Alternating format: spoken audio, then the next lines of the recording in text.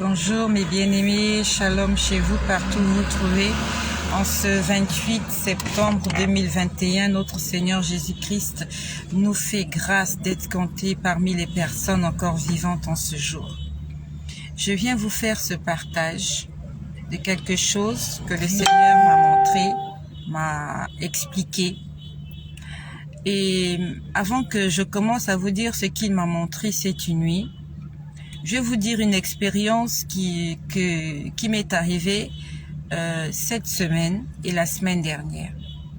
La semaine dernière, c'était le dimanche. C'était le samedi ou le dimanche.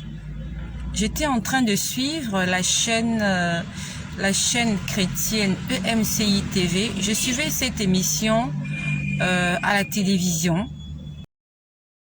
EMCI TV, enseigne-moi canal international, je crois que c'est ça. J'étais en train de suivre cette chaîne et on parlait de l'apôtre Paul. Je sais pas exactement, je sais plus exactement qui était en train d'enseigner sur Paul. Et pendant qu'on parlait de Paul à la télé, le Seigneur m'a montré Paul. On était en train, je sais plus exactement c'était qui parlait de Paul. Ils étaient en train de faire un enseignement sur l'apôtre Paul quand il était sur le chemin de Damas. Avant qu'on l'appelle Paul, on l'appelait Saul de Tarse. Il persécutait les chrétiens. Et il était en train d'aller à Damas pour arrêter les chrétiens. Et la Bible nous dit que sur le chemin de Damas, il a rencontré le Seigneur qui lui est apparu en vision. Et quand le Seigneur lui est apparu en vision, il avait été aveugle pendant un certain temps. Et pendant que ce monsieur était en train de parler de Paul, je pouvais voir la scène. J'étais en train de suivre la télé. J'étais en train de écouter cet enseignement, mais l'écran, c'est comme si l'écran de ma télé avait changé. Je pouvais voir l'apôtre Paul. Je l'ai vu habillé en noir. Il était habillé comme un rabbin. Il était habillé d'une, je sais pas appeler ça, ou soutane, ou toge, quelque chose de noir. Quand il allait sur le chemin de Damas, quand on lit dans la Bible, on ne décrit pas la corpulence de Paul. Moi, je sais pas, si toi qui m'écoutes, est-ce que tu as déjà vu quelque part où on décrit la corpulence de Paul? Mais le Seigneur m'a montré Paul, l'apôtre Paul. Il était grand de taille. C'était un homme robuste. Et je crois que c'est même la deuxième fois que le Seigneur me montre l'apôtre Paul. Le Seigneur est en train d'insister parce qu'il m'a dit qu'il veut que nous ressemblons à l'apôtre Paul. Quand nous lisons le Nouveau Testament, Paul a écrit plus que tous les autres disciples du Seigneur Jésus. Paul n'a même pas vécu avec Jésus. Il a juste rencontré le Seigneur alors qu'il était en train de persécuter l'église. Jésus était déjà mort, ressuscité et monté au ciel. Et Paul a rencontré le Seigneur des années après que Jésus ait été sur terre physiquement. Mais le Seigneur veut nous interpeller sur la personne de Paul. Vraiment, le Seigneur veut nous interpeller sur la personne de Paul. Le Seigneur veut que nous soyons des Paul. Que nous soyons des Paul. Paul, il a fait le tour du monde entier pour prêcher l'évangile. Le Seigneur veut que nous puissions ressembler à cet homme-là. Même si tu peux pas faire le tour du monde pour prêcher l'évangile, commence déjà par ton entourage. J'ai vu l'apôtre Paul. Je l'ai vu. Il était en face de moi. Je pouvais voir comment il était habillé en noir. C'était comme une soutane. C'était comme une toge de couleur noire. Et il avait quelque chose sur sa tête. Il avait posé quelque chose sur sa tête. C'était pas vraiment un chapeau, mais il y avait quelque chose sur sa tête. Et il était grand de taille. Il était même plus grand de taille que les soldats qui l'accompagnaient. Et pendant qu'on était en train de parler de son histoire à la télé, moi, je l'ai vu tomber. Je l'ai vu tomber. Donc, je ne sais pas, est-ce que le vêtement qu'il avait porté représentait son aspect spirituel? Parce que son vêtement était vraiment noir. La toge qu'il avait portée était vraiment noire. C'est comme la toge que portent les avocats, les juges. Vous voyez leur toge noire. Moi, je l'ai vu par derrière. Donc, je ne sais pas exactement à quoi ressemblait la couture de devant. Donc, j'ai vu l'apôtre Paul vêtu de cette toge noire. Donc, je ne sais pas, est-ce que c'était un vêtement physique ou c'était un vêtement spirituel. Je l'ai vu, il était frappé par une lumière très éclatante. Et je l'ai vu tomber. Et j'ai vu qu'autour de lui, il y avait 2 soldats. Et ces soldats-là étaient plus petits de taille que lui. Donc, je ne sais pas, est-ce que Dieu me montrait l'aspect physique ou l'aspect spirituel de Paul? Je ne sais pas. Le Seigneur aimerait que chacun de nous puisse faire une rencontre particulière avec lui. Est-ce que tu as véritablement rencontré le Seigneur? Quand tu lis l'histoire de Paul, quand il a entendu la voix de Dieu ce jour-là, il a été frappé, il est tombé d'aveuglement. Cette voix lui a dit, « Saul, Saul, pourquoi me persécutes-tu » Il a dit, « Qui es-tu, Seigneur ?» Jésus a répondu, « Je suis Jésus que tu persécutes. » Et la Bible nous dit que Paul n'est plus jamais retourné à ce qu'il faisait avant cette rencontre avec Jésus. Le Seigneur aimerait se servir de cette vision. Je ne dormais pas, mon ami. J'étais éveillée, j'étais assise sur mon canapé. J'étais en train de suivre la télé.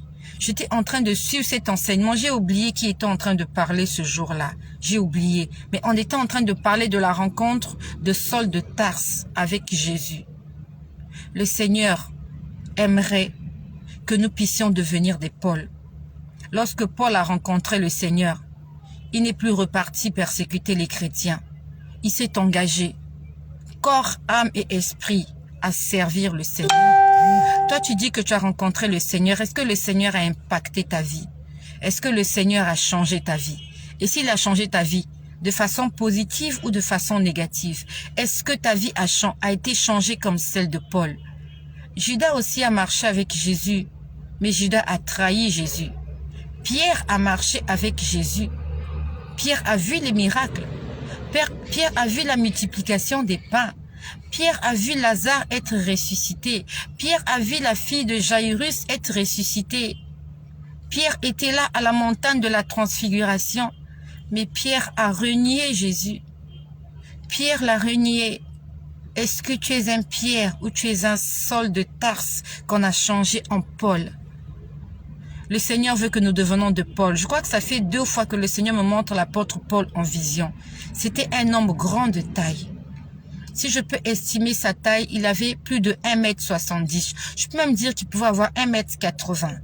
Parce que j'ai vu un homme robuste et costaud.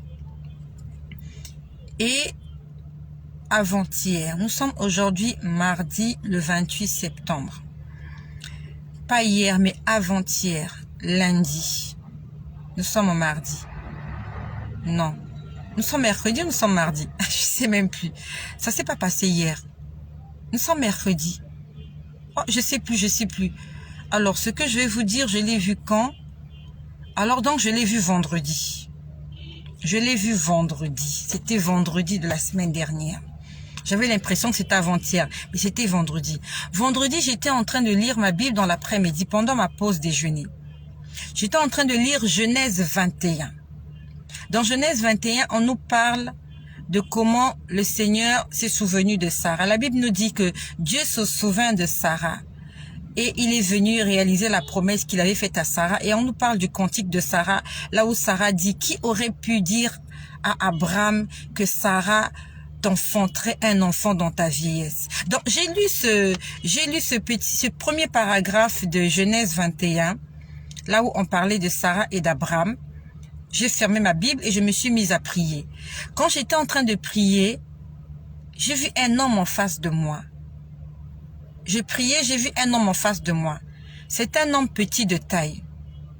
Il avait des cheveux de couleur noire, des cheveux pas très bien entretenus. Il avait une barbe. Sa barbe n'était pas très prononcée, pas comme les juifs là qui gardent la barbe, mais il y avait quand même de la barbe. La barbe comme ça. Il avait une moustache et une barbe. Et il avait des cheveux couleur noire. Il était petit de taille. Il n'était pas fort. Quand je dis qu'il n'était pas fort, on va dire qu'il était slim. Il était slim. Il n'était pas C'était pas un homme robuste. Et j'ai vu ce monsieur en face de moi pendant que je priais. Je sais plus, voilà, j'étais en train de prier pour ce sujet-là. Parce que quand j'ai lu l'histoire de Sarah, j'étais en train de prier pour que le Seigneur puisse réaliser toutes les promesses qu'il nous a faites. J'ai dit, Seigneur, de la même façon, tu avais promis à Sarah que tu allais lui donner un enfant. Seigneur, tu as réalisé tes promesses. J'étais en train de dire, Seigneur, réalise toutes les promesses que tu nous as faites. Parce qu'il y a beaucoup de tes enfants qui t'abandonnent parce que ta réponse est tardive. J'étais en train de prier le Seigneur dans ce sens, de le supplier de venir intervenir parce que il y a beaucoup de chrétiens, il y a beaucoup de chrétiennes qui sont en train d'abandonner la foi parce qu'ils croient que Dieu n'agit plus. Et ils sont en train d'essayer de se trouver des raccourcis, des chemins courts pour arriver à leur fin. Donc j'étais en train de prier, je disais, Seigneur, réalise toutes les promesses que tu nous as faites. Je dis, Seigneur, nous sommes en train de perdre la foi. Nous sommes en train de perdre la foi parce qu'il nous manque la patience. La patience, on n'arrive pas à attendre que tes promesses puissent se réaliser dans nos vies. Donc c'est à ce moment-là que j'ai vu cet homme. Il était en face de moi. Il avait l'air triste. Il avait l'air malheureux. Il était vraiment habillé de façon simple. C'était vraiment, quand je pouvais le voir, c'était pas un homme moderne. Quand je dis un homme moderne, c'est pas un homme du 21e siècle. Quand j'ai vu cette image, je me suis dit, mais c'est qui cet homme que je vois? C'est qui cet homme que je vois? Je me posais la question intérieurement, c'est qui cet homme? Le Seigneur me dit, c'est Abraham. Le Seigneur me dit que l'homme que j'ai vu en prière, pendant que je priais, c'était le vendredi dernier. Alors que j'avais fini de lire Genèse 21, le Seigneur m'a dit, tu es en train de voir Abraham. Dans Genèse 21, on nous dit que il a eu Isaac, il avait 100 ans. Et que Sarah avait 90 ans. Ils avaient un écart de 10 ans. Le Seigneur m'a dit, c'est Abraham que tu vois. Abraham, à 100 ans, n'avait pas de cheveux blancs. La Bible ne nous le dit pas, mais moi je l'ai vu.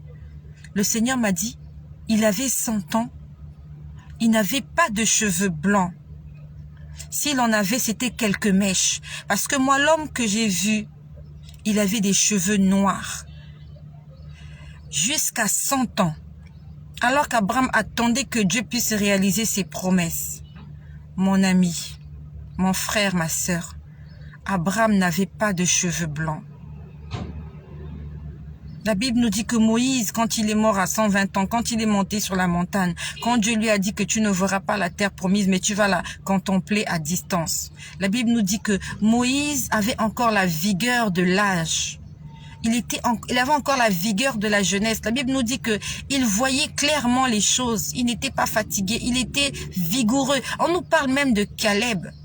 Lorsque Caleb entre à Canaan, Caleb était un homme âgé. Mais la Bible nous dit qu'il était toujours fort. J'ai vu Abraham la semaine dernière, c'était vendredi dernier. Il avait exactement 100 ans. Et il n'avait pas de cheveux blancs sur sa tête. Le Seigneur peut te garder jeune. Et le Seigneur va te garder jeune. Le Saint-Esprit régénère les cellules. Abraham était encore jeune. Je ne sais pas à quoi ressemblait Sarah. Mais quand j'ai vu Abraham, j'avais l'impression que c'était un homme de la cinquantaine d'années. Dieu a pu le garder jeune. Mais il était triste. Je l'ai vu triste. Il était là debout, il me regardait, il était triste. J'ai dit, Seigneur, pourquoi il est triste? Pourquoi il est triste? Le Seigneur m'a dit qu'avant que Abraham n'ait eu Isaac, il était triste. C'était un homme triste. La Bible ne nous le dit pas. La Bible ne nous dit pas qu'il était triste. La Bible nous dit qu'il avait la foi. Qu'il avait la foi. Mais quand je l'ai vu, il était triste. Le Seigneur a dit, peut-être que tu es un Abraham. Il t'a fait des promesses. Quand Abraham a quitté la maison de son père à Charan, il avait 75 ans. Et il a eu le fils de sa promesse, Isaac, il avait 100 ans. Il a eu Ismaël, il avait 86 ans. Je te laisse faire le calcul. Avant qu'il n'ait Ismaël, il était triste, mais il continuait à espérer en Dieu. Quand il a eu Ismaël, il croyait que c'était l'enfant de la promesse. Dieu lui a dit, c'est pas l'enfant de la promesse. Je te donnerai un fils de ta femme Sarah. Et Sarah a mis au monde. Quand Sarah a mis au monde, le Seigneur lui a demandé de libérer Agar. Parce qu'il y avait des rivalités maintenant dans la maison. Je suis sûre que quand il demandait à Agar de repartir dans son pays avec son fils Ismaël, c'est sûr qu'il avait le cœur blessé, parce qu'il s'agissait de son fils. Le sang d'Abraham coulait dans les veines d'Ismaël. Mais il devait faire la volonté de Dieu. Et il est resté avec Isaac. Et quelque temps plus tard, Dieu lui demande d'aller sacrifier Isaac. Je te laisse imaginer combien il n'a pas vraiment été heureux, cet homme. À part les richesses que Dieu lui a données. En fait, c'est juste, le Seigneur veut que nous puissions en tirer une leçon. À part les richesses, la Bible nous dit que Abraham était un homme riche. Lorsqu'il a quitté la maison de son père, il est parti avec des richesses. Lorsqu'il est parti en Égypte, alors que Sarah s'est retrouvée dans la maison de Pharaon, parce que Abraham avait peur qu'on le tue à cause de la beauté de sa femme. Et quand Pharaon s'est rendu compte qu'en fait Sarah était une femme mariée, on dit que ils ont quitté l'Égypte avec des richesses. Le Pharaon leur a donné des richesses, des serviteurs, des servantes. Et on nous dit aussi que lorsqu'il est allé chez Abigail, je crois que c'est Abigail, le roi, ah non, Abimelech. Lorsqu'il est allé chez Abimelech, il s'est passé la même chose. Abimelech a enlevé Sarah parce que Abraham disait qu'elle était sa sœur. Et comme la Bible nous dit que Sarah était une femme d'un beau visage, qu'elle avait un beau visage, qu'elle était belle. Et Abimelech avait été troublé la nuit et il a fait appel à Abraham pour lui dire, pourquoi tu m'as menti? Pourquoi as-tu voulu attirer la malédiction sur moi et sur mon royaume? La Bible nous dit qu'Abimelech lui a donné des richesses.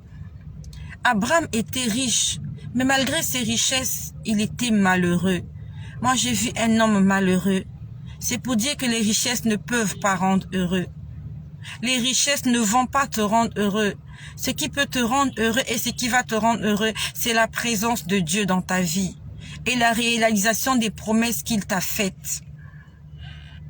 Abraham n'était pas un homme heureux, mais le Seigneur l'a élevé. Il a fait de lui le père de la foi. Ayant la foi. La Bible nous dit dans le livre de Hébreux, sans la foi, il est impossible de lui être agréable. Abraham avait la foi dans son cœur, mais son visage était triste. Parce que je crois qu'il pouvait réaliser que tout est vanité. Tout est vanité. Tout est vanité. Le Seigneur aimerait parler à quelqu'un qui est triste aujourd'hui. Quel est le problème qui te dérange? Fais confiance en l'Éternel. Je n'ai pas dit qu'il va attendre 25 ans comme avec Abraham pour exaucer tes prières. Nous sommes sous le temps de la grâce. Dieu nous offre des choses que nous n'avons pas méritées. Rappelle au Seigneur ses promesses. Non seulement tu vas lui rappeler ses promesses, mais aussi tu vas réjouir son cœur par l'attitude que tu as vis-à-vis de sa personne. Est-ce que tu es une personne humble? Est-ce que tu es une personne soumise à la parole de Dieu? Cette nuit, le Seigneur m'a parlé d'une jeune sœur. Avant qu'il me parle de cette jeune sœur cette nuit, hier lundi le 27 septembre, pendant que je priais, j'ai vu cette jeune sœur. Elle était habillée en noir. Il y avait eu un deuil dans sa maison. Il y avait eu un deuil. J'ai dit, Seigneur, je lis l'esprit de mort dans la maison de cette sœur. C'est une sœur qui est abonnée. C'est une sœur que je connais. C'est une sœur de sang.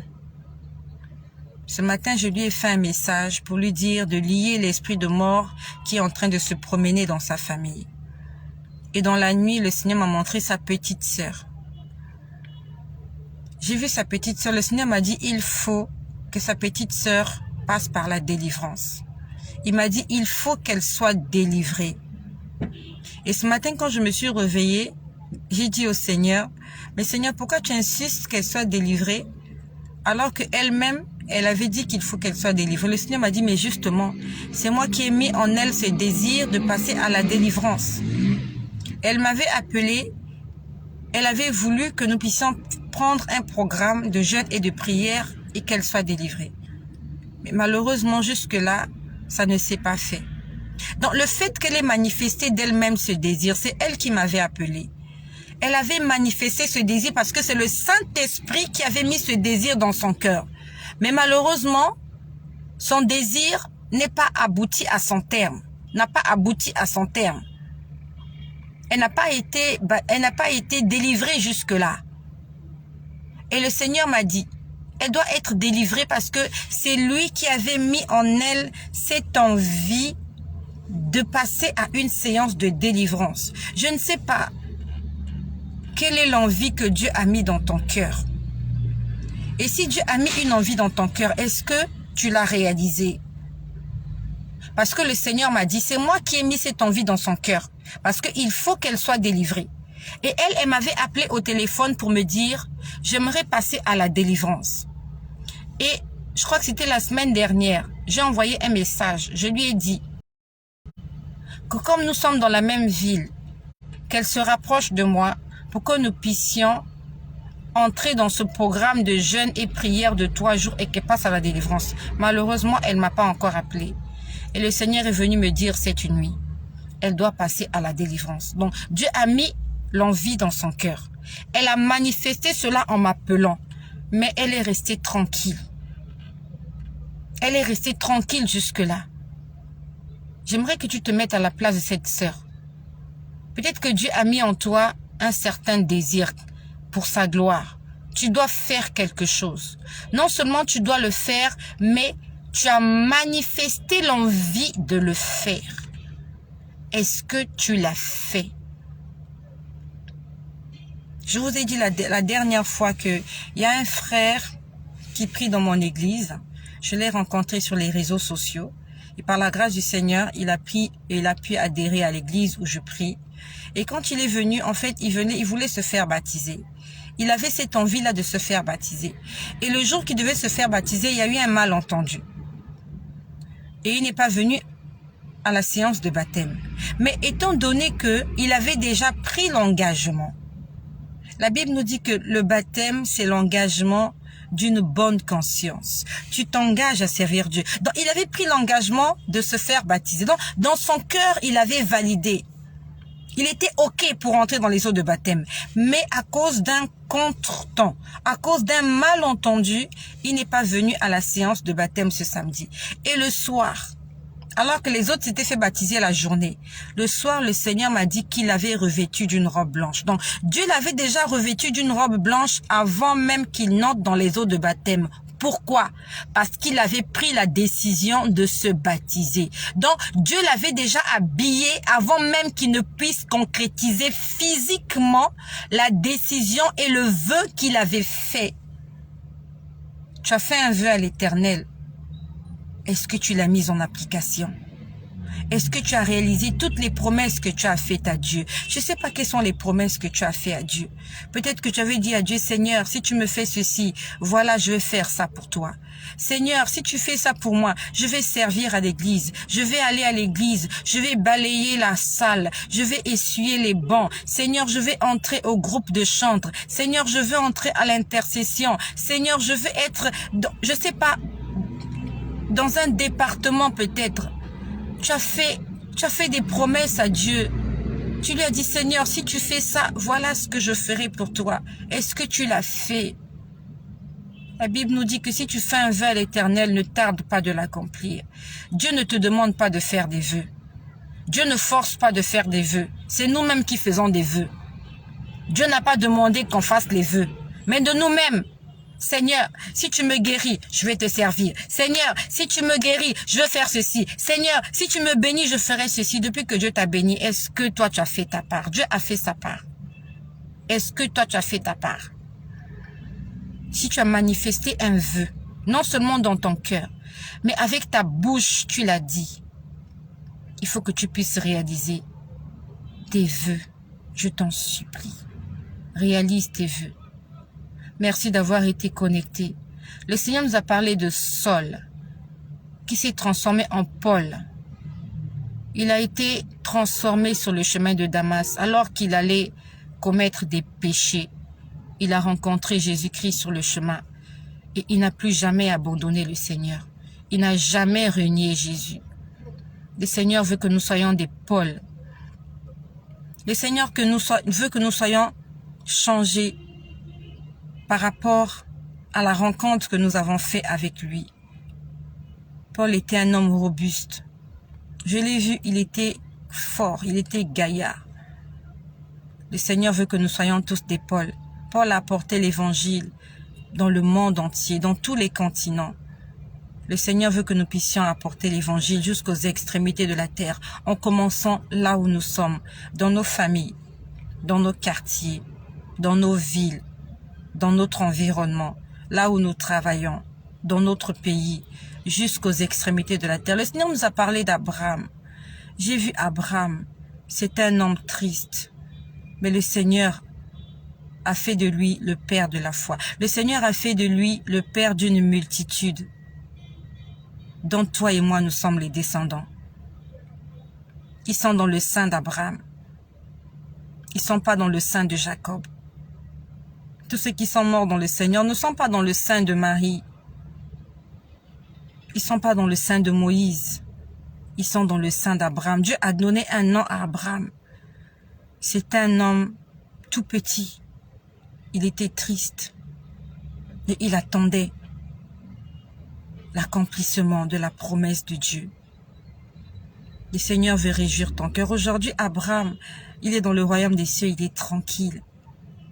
Il est en train de profiter de toutes les promesses que Dieu lui a faites.